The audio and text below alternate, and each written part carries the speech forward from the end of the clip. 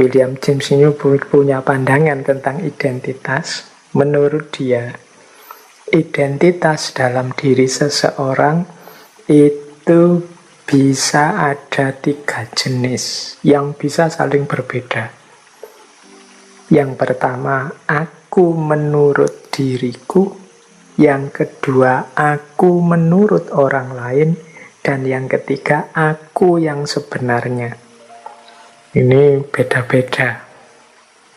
Pemahamanku terhadap diriku mungkin beda dengan pemahaman orang lain tentang diriku. Bahkan bisa juga beda dengan kenyataan diriku yang sebenarnya. Misalnya, ada orang yang permisif, menganggap dirinya itu baik terus. Padahal hakikatnya dirinya itu buruk.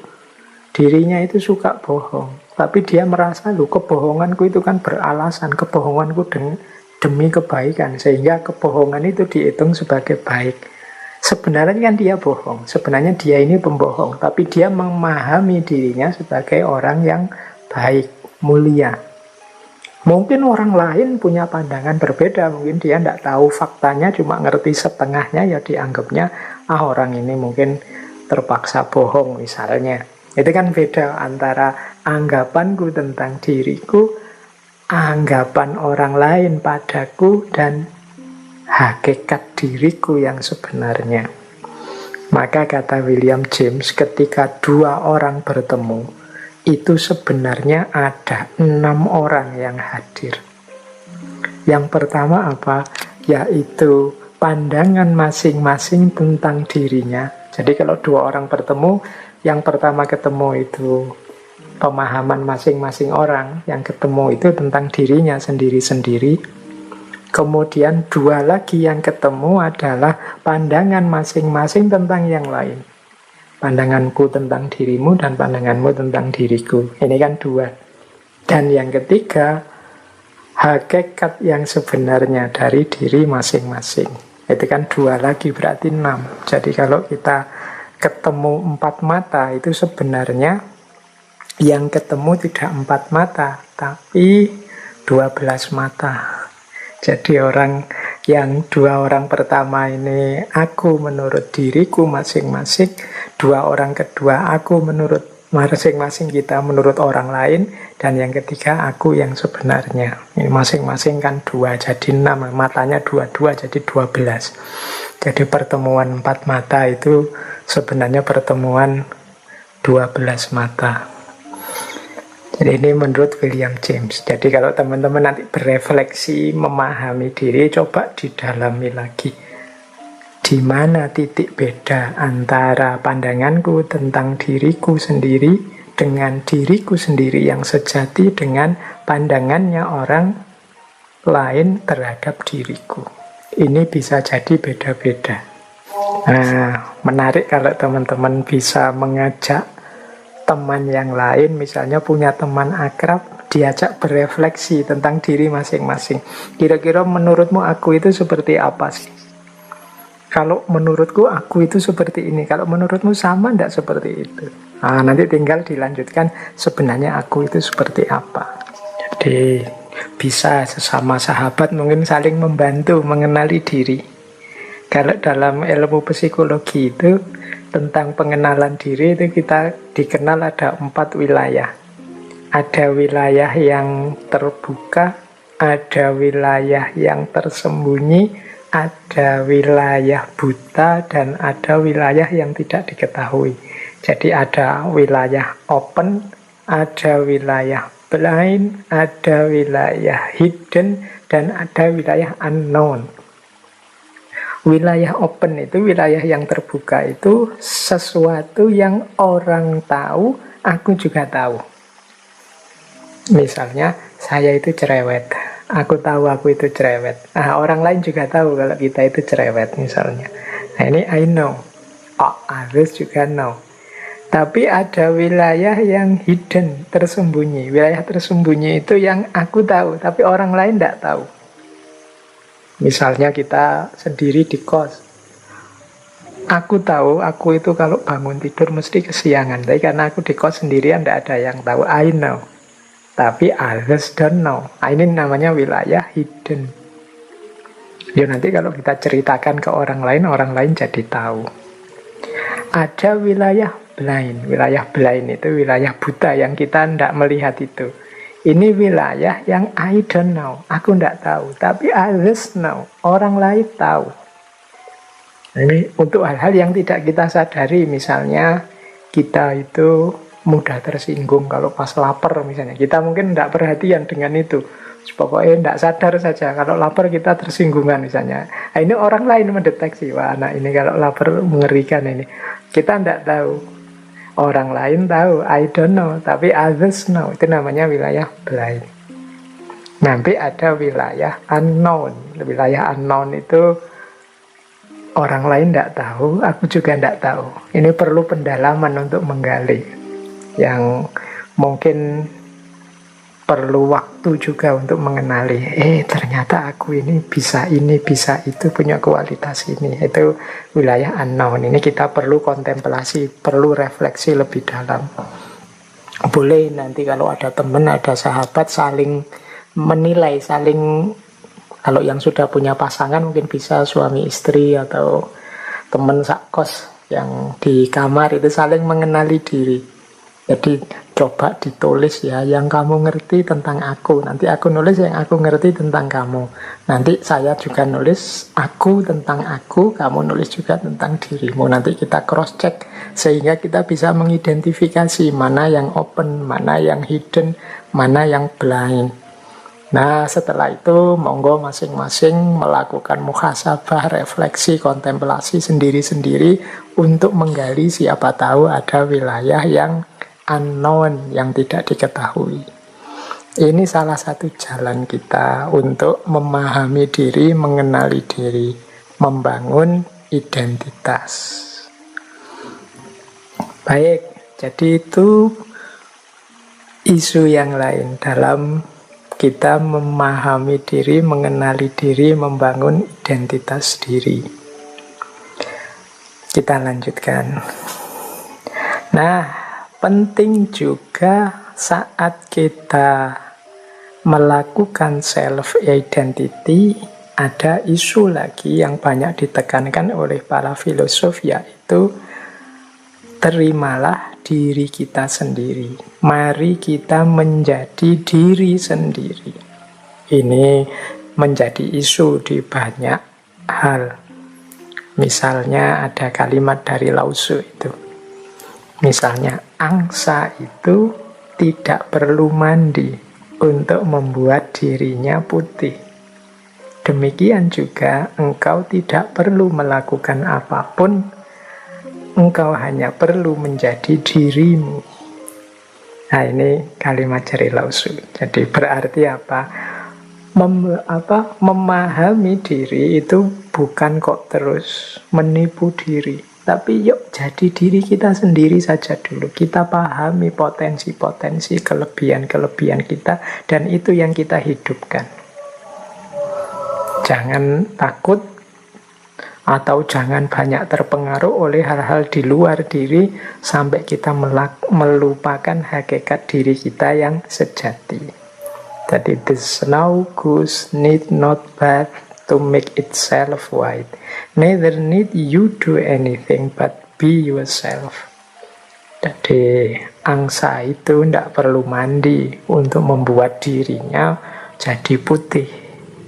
Demikian pula engkau tidak perlu melakukan hal-hal yang lain, tapi hanya jadilah dirimu sendiri. Dan ini dikuatkan oleh Dr. Seuss. Ini tokoh yang bolak-balik sering kita singgung ya di bulan yang lalu. Kata beliau begini, jadilah dirimu sendiri. Katakan apa yang engkau rasakan. Karena mereka yang keberatan tidak menganggapnya penting, mereka yang menganggapnya penting tidak keberatan. Maksudnya apa? Yuk kita jadi diri kita sendiri saja. Tidak usah terlalu peduli dengan komentarnya orang.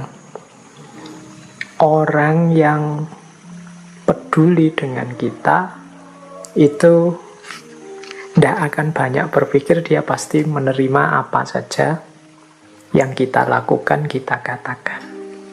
Sebaliknya, orang yang tidak peduli dengan kita, dia tidak akan mau berpikir dalam tentang apa yang kita lakukan, apa yang kita katakan.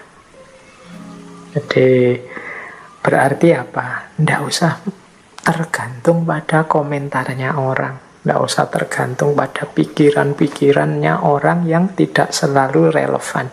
Mari kita jadi diri kita sendiri. Dan kita menyampaikan apa yang ingin kita sampaikan. Kita diam kalau memang tidak ingin bicara. Pokoknya kita hidup sesuai keinginan kita, menjadi diri kita sendiri. Ini mirip seperti pepatah, jadilah diri sendiri sesuai yang kita inginkan, karena orang yang suka kepada kita tetap akan suka kepada kita apapun yang kita lakukan, apapun yang kita jalankan. Sebaliknya, orang yang tidak suka pada kita tetap akan mencari celah-celah untuk menyatakan bahwa kita salah, kita keliru, apapun yang kita jalankan, apapun yang kita lakukan. Baik, ya ini nasihat pertama tentang self-identity. Ini berarti yuk kita menjadi diri kita sendiri secara otentik. Kalau iya ya kita bilang iya, kalau tidak ya kita berani bilang tidak. Prinsip pertama. Prinsip kedua dari self-identity adalah, jadi ini membangun identitas diri. Identitas itu sesuatu yang seperti saya bilang di awal tadi, bukan harga mati. Tapi dia adalah sesuatu yang dibentuk, diupayakan. Jadi ini saya kutipkan satu quotes dari Josh Bernard Shaw. Dia bilang, life isn't about finding yourself. Life is about creating yourself. Hidup itu bukan tentang menemukan dirimu, tetapi hidup itu tentang menciptakan dirimu. Kita ini kan sering menghabiskan terlalu banyak waktu untuk siapa hakikat diriku, apa hakikat diriku, terus-menerus. Kata Josh Bernard Shaw, tidak begitu caranya. Caranya apa? Engkau ingin membentuk dirimu seperti apa? Itulah nanti yang akan jadi hakikat dirimu. Jangan dicari-cari, tapi apa? Ciptakan, buatlah. Kalau ingin jadi pahlawan, ya lakukan hal-hal kepahlawanan, ciptakan hal-hal kepahlawanan. Kalau ingin jadi manusia mulia, lakukan perbuatan-perbuatan mulia. Jadi life is about creating yourself, bukan finding yourself. Jadi kadang-kadang kita ini kan mungkin karena terlalu banyak teori yang dijejalkan, sehingga kita cari-cari diri kita, mencocokkan dengan teori-teori. Akhirnya kita capek menemukan diri kita. Saya itu tipe introvert atau ekstrovert ya. Saya itu tipe jenis orang yang begini apa yang begitu ya, melankolis apa ya. Itu kan sering banyak teori-teori itu, terus kita membaca diri kita. Tapi sebenarnya itu semua bukan harga mati. Jadi saya introvert Pak, tapi saya akan berjuang untuk mengatasi introvert saya biar tidak terlalu introvert. Saya juga ingin jadi orang yang pintar bersosialisasi. Pasti bisa, karena apa? Life is about creating yourself. Jangan menyerah dengan karakter yang sedang kita miliki hari ini. Wong karakter itu bukan harga mati. Dia sesuatu yang bisa kita ciptakan, kita hidupkan, kita biasakan. Jadi rumus kedua tentang self-identity, kalau tadi rumus yang pertama kan jadilah otentik, tapi ini yang kedua dilanjutkan, yaitu mari kita ciptakan diri kita, kita bentuk diri kita sesuai yang kita inginkan. Bahkan nanti di situ saya tambahi quotes dari Mahatma Gandhi. Beliau menegaskan, a man is but the product of his thought. What he thinks he becomes. Manusia itu hanyalah produk dari pikiran-pikirannya. Apa yang dia pikirkan, seperti itulah dia terbentuk. Berarti apa? Yuk kita berpikir yang positif-positif, yang produktif-produktif. Kita berpikir yang baik-baik. Tentang diri kita, lingkungan kita, masyarakat kita. Disitulah kita juga akan terbentuk jadi orang baik. Pikiran kita yang baik akan melahirkan kata-kata yang baik, melahirkan tindakan yang baik, dan melahirkan kebiasaan-kebiasaan yang baik. Kalau hidup kita ada di siklus ini, pikiran baik, kata-kata baik, tindakan baik, kebiasaan baik, ya pasti karakter kita akan terbentuk jadi karakter baik. Identitas kita adalah identitas orang baik. Nah, jadi ini rumus kedua saat kita membangun self-identity, membangun identitas diri kita. Rumus yang ketiga untuk self-identity adalah identitas kita. Itu sifatnya adalah ongoing proses. Senantiasa berproses. Tidak mandek, tidak harga mati. Ini seperti kalimat yang saya ambil, quotes dari William Shakespeare. We know what we are, but not what we may be. Kita tahu siapa kita sekarang, tapi kita tidak tahu what we may be. Apa kita, siapa kita nantinya. Jadi berarti apa? Ya saya sekarang seperti ini, diterima saja. Tapi kan besok bisa jadi berubah. Asal kita rancang sejak sekarang. Nah itu identity. Iya sih, saya sekarang orangnya pemalu, pendiam, introvert. Suka negative thinking misalnya sekarang. Tapi kan kalau memang aku berniat mengubah diriku, ya siapa tahu besok aku bisa berkembang jauh lebih baik. Dan tentunya kita juga kan ingin jadi jauh lebih baik. Jadi we know what we are. Kita mungkin bisa membaca siapa diri kita sekarang, tapi but not what we may be. Siapa tahu kita yang akan datang. Karena tidak ada identitas yang fix. Ya saya sekarang pemalu sih, tapi bukan berarti kepemaluan saya ini harga mati. Sampai besok-besok aku ya pemalu. Kalau kita mau bisa kok mengubah sifat pemalu kita, misalnya jadi agak pemberani misalnya. Itu what may be. Maka orang jangan putus asa dengan kondisinya, dengan situasinya, dengan identitasnya saat ini. Karena identitas, karakter, situasi itu sifatnya ongoing proses. Terus-menerus berubah, bahkan tidak ada titik akhirnya. Kitalah nanti yang bisa menentukan kita ingin jadi apa, kita ingin terbentuk seperti apa. Ini dikuatkan oleh quotes dari Lao Tzu. When I let go of what I am, I become what I might be. Kalau aku melepaskan diriku saat ini, aku menjadi diriku yang mungkin. Diriku yang mungkin itu ya, diriku mungkin yang lebih baik, mungkin yang lebih sukses, mungkin yang lebih luar biasa, mungkin yang lebih dahsyat dari sekarang. Syaratnya apa? Let go of what I am.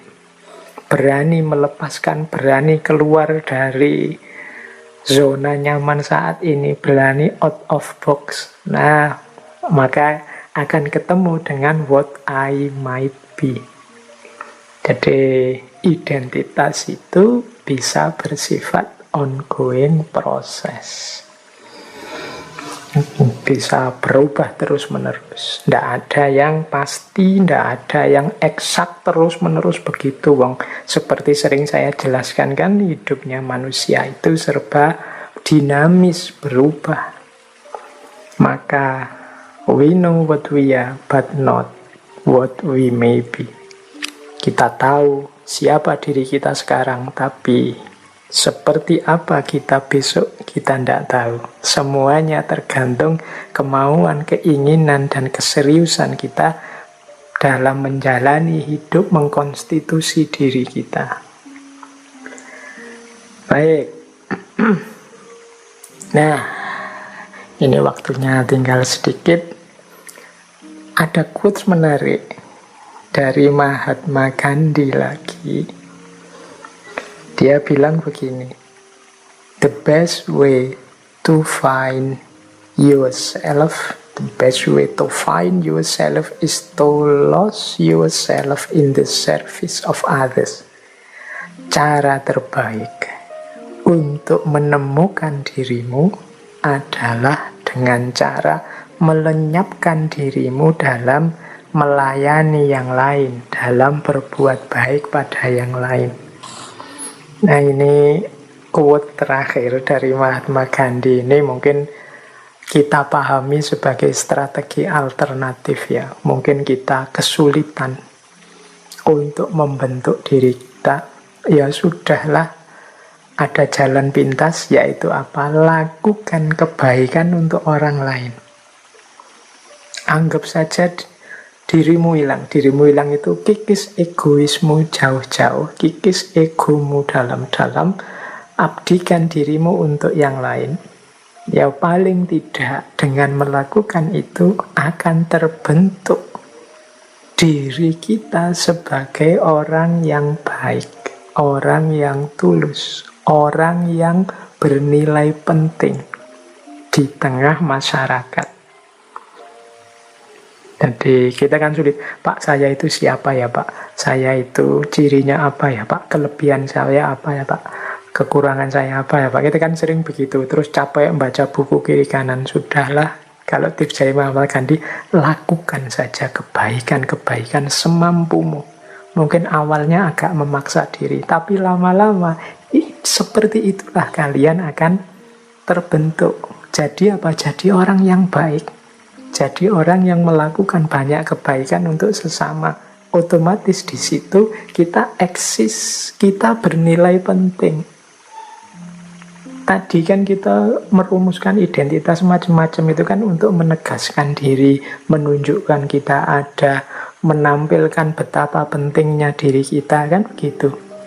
Nah, kata Gandhi, ya ada jalan terbaik untuk lebih cepat sampai ke sana, yaitu apa? Lose yourself in the service of others.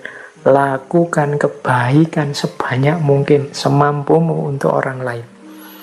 Otomatis nanti lama-lama terbentuklah identitas dirimu sebagai orang yang baik. Tampillah kalian eksis sebagai orang yang baik. Otomatis nilai dirimu jadi penting. Orang lain mendapatkan kemanfaatan dari hidupmu. Jadi ini jalan praktis dari Mahatma Gandhi. Kalau mungkin di antara teman-teman yang kesulitan melakukan konstitusi diri, identifikasi diri yang mendalam, rumit seperti para filosof, ya sudahlah, teman-teman punya konsep kebaikan apa, ngerti yang baik-baik apa, paham yang bisa dilakukan apa, lakukan itu semaksimal mungkin. Disitulah nanti diri kita akan terbentuk. The best way to find yourself is to lose in the service of others. Terakhir, ini tak tambahi satu lagi. Kalau tadi alternatif dari Mahatma Gandhi, ini ada lagi satu alternatif dari Maulana Rumi. Cuma ini mungkin lain waktu akan saya jelaskan jauh lebih panjang, karena sesi malam hari ini kita belum sempat masuk ke aspek identitas dari perspektif agama, khususnya dari perspektif tasawuf. Tapi kita bikin trailernya dulu ya. Ini dari Maulana Jalaluddin Rumi. Kata beliau begini, how do I know who I am or where I am? How could a single wave look at itself in an ocean? Bagaimana aku bisa tahu siapa aku atau di mana aku? Bagaimana sepotong gelombang bisa mengidentifikasi dirinya di tengah lautan. Nah, ini Maulana Rumi. Jadi ini pandangan yang mewakili kalangan tasawuf yang membangun identitas diri dalam naungan hadirat ilahi. Jadi bagaimana kita menegaskan keberadaan kita justru sebagai citra diri Tuhan yang ada di muka bumi. Yang itu justru yang tampil dari hadirnya kita itu bukan diri kita, tapi citra Tuhannya. Seperti setetes air yang ada di tengah samudera. Jadi setetes air tadi mewakili hadirnya samudera. Tetapi ketika dia ada di tengah samudera, ya bagaimana setetes air tadi mampu mengidentifikasi diri, karena yang ada, yang tampak tentunya adalah samudranya, bukan setetes airnya. Baik, ini mungkin lain waktu kita perdalamnya. Ini perspektif tasawuf tentang identitas diri. Kemudian sebelumnya tadi perspektifnya Mahatma Gandhi tentang identitas diri. Bagaimana kita temukan identitas diri dalam pengabdian dan kebaikan. Selain banyak perspektif lain tadi ya kita obrolkan dalam waktu kurang lebih 2 jam. Saya kira itu ya teman-teman. Jadi ya semoga teman-teman tidak menunggu mana Pak identitas diri saya, atau teman-teman menunggu saya sodori ini loh identitas yang kamu pakai dan lain sebagainya. Ya tentu saja kita tidak bisa seperti itu. Teman-teman, hari ini saya menyampaikan beberapa perspektif saja, beberapa alat saja, termasuk tadi ada cara-cara, tips, termasuk bagaimana bersama teman menggali identitas diri dan lain sebagainya. Untuk selanjutnya monggo dipraktekkan yang memang mungkin dan relevan. Sedikit-sedikit semoga bisa meningkatkan kualitas diri kita.